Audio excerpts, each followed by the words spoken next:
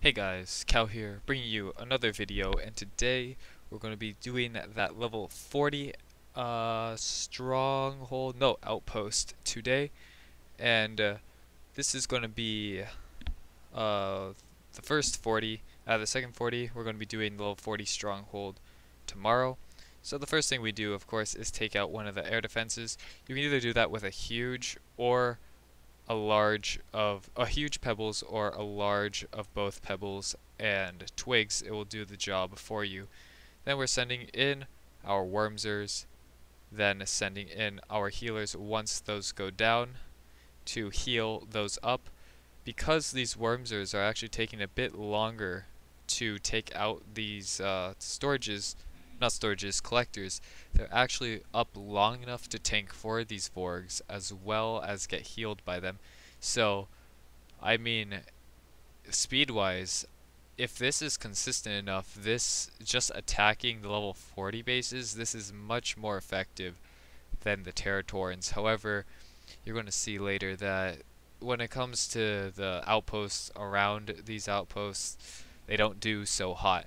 So the point of these videos are not to take over completely, but to see how far we can get with one army without waiting. We did wait right there, but that's because it was a few seconds. If it's more than a few seconds, then of course we aren't going to wait for that. But here we're attacking the level 51, I believe. It might be actually level 45. I didn't look. But here you can use one huge to take out both of those quake towers, which is very important. And then you only need to use a medium twig to take out that air defense right there. Now, of course, if you are low on pebbles and you can't afford to just keep throwing out these huges here and there, you can of course send in the big twigs and then pretty much a large of each. So here, sending in the small groups of wormsers to hopefully funnel them in, but they pop up kill that so fast that they end up splitting paths here, which is really bad for our wormsers. I mean for our Vorgs, because they have to fly all over the place to heal them, and in the end we end up losing one, and it is not looking too hot right here. But we don't lose that many Vorgs. I think a few get hurt. We lose one Wormser, or Worm King, but if you look in our left side over there, we have 4 extra, so as long as 4 don't go down, we will be attacking with our full force without having to really worry about it. So there, another nice taking out of this one. We did lose 1 or 2 guys, but overall the damage wasn't that bad. But as we lose more and more of our troops, the harder and harder it will get, of course. So we do lose 3. As you can see, it was a Worm King and a Vorg. But because it's a 15-minute wait time, we are not going to be waiting for that, and we're just going to have to move on to the next raid. I think here I got distracted and I had to go somewhere. Never mind, we are heading out. But let's get right back into this, going to the next part, which is the level 40 outpost. And you guys should have seen this one already, but we have to hit it again, of course, because that is just what we have to do. So pretty soon we're going to go in and attack. I think someone was at the door when I went to go when I was recording, so I had to check that.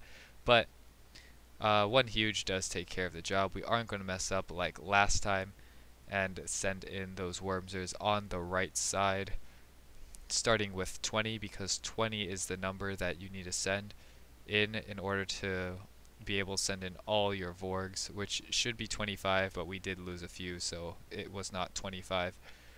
Earthquake Tower just happened in there. Bam, powering through, but so far so good. Right here our Vorgs will get flanked by that sniper tower, unfortunately, or maybe not. We do get a few hit if you look at those health bars. I think about 4 or 5 have been hit. So healers are of course the one thing you don't really want to get hit, which when we hit the level 50 ones, no, when we hit the level 40 strongholds, I should have the second army cooked, which will be with the flyboys. Hopefully that will be able to make these wormsers work, because as you know, I really want to make them work, because if you just look at the damage they do, pretty much every single wall smashed with very few standing up. You just enter these bases and you just see all of that being repaired. A true 100% if you get down all those walls, but you rarely ever see that because monsters do not, of course, hit walls unless they are Wormsers with those splash damage or Territorians with that bounce. Here, losing a lot more Vorgs, but we have to keep chugging through, trying to take out this base completely. But because we're running out of Wormsers, we'll have to end up resorting to the Dave, which could be cheating. It could be, I don't really see it as cheating, as long as the majority of the attack is by Wormsers, but uh, that's just how it works. So maybe Wormsers will work better with Daves. I still don't know. I think just adding Daves will make them slower because of how slow Daves are in general. If we want a fast raid, we have to use fast troops, and Daves don't cut it for a fast raid. They're more of a one and done. I think I've already mentioned that, so I won't go too much into that. Here we're trying out the Dave Walk again, mainly to keep our resources, because we know that if we have a Dave Walk right there, we are 100% not going to lose those Vorgs, because the Daves will always be in front of them. Then we're sending in those 17 worms, and we're actually holding on to our guy, our flying boy, until I can't believe I forgot his name. Former, that's what it is. Holding on to the former until the air defense goes down, and then sending it in, because we don't want the Vorgs to be wasting time on the former when they need to be healing those Wormsers. So, smashing through this one, looking pretty good. I think we do end up losing. I mean, not losing, but it seems that we usually end the raids with worms mostly full health, but maybe just a few ticks off, which is a bit unfortunate, because if they won't be healed when we enter the next base, because I think they prioritize the lower health guys, which is a bit unfortunate, because that means even if they get hurt a little bit, we're losing all that time because of the ones that are fully hurt. So attacking this base once again, I believe we do the same thing. I noticed in this one we weren't using our Carlin.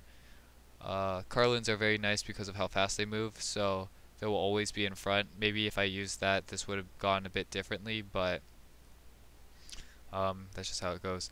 So here, doing the same thing, former coming down with the Vorgs, making sure that they are being tanked for before throwing them in. Here, that magma tower targets our Vorgs in the bottom right and is really doing a number to them, and I think this is where we lost the raid. We didn't lose the raid, but this is where it went pretty south, and there's no real recovering here, because we don't have enough Vorgs to really keep up, so all our troops will probably get pretty low after this, and because Daves are just so strong, we'll be able to push through it, and I think we'll be able to get one more in before completely running out of resource. Sending in the rest of our Daves here just to speed up the process. Those top Daves are being healed by the Vorgs, so at least we have those ones still up. And it's okay if we lose a few Daves here, because the main troops we want to keep alive are, of course, those Wormsers. So, taking out this bottom right, and all that's left is the top right there. Tesla Tower only left. Gonna pop up, destroy that, and move on to the last and final attack. I think we're running really low on healers, probably only 10 left, which if we were using Territorians would actually be enough, but because we're using worms and there's just so much more damage being pumped into them because they're on the ground, it is a bit hard to keep up for our Vorgs if we only have 10 of them. So I guess I'll go on what the changes are going to be for the next raid. So pretty much the changes that I do plan to make are, we're going to be using 2 of the bigger heal guys. I think they're called Zephrades.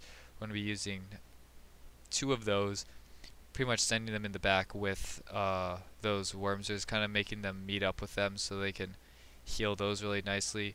And we're going to be flanking the base after we take about half of it with the Underworld Flyboys and a few Territorians with the Vorgs to keep those alive, and hopefully that will be enough to sustain these Wormsers, as well as keep keep a body in front of our Vorgs so that they don't go down. Unfortunate lock on with the Tesla in the bottom left.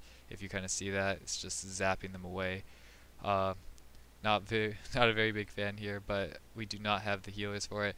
Going to try raging up these guys just to make it so that they heal a bit faster. Try to keep up these troops as long as possible before the Vorgs inevitably go down to this ranged damage.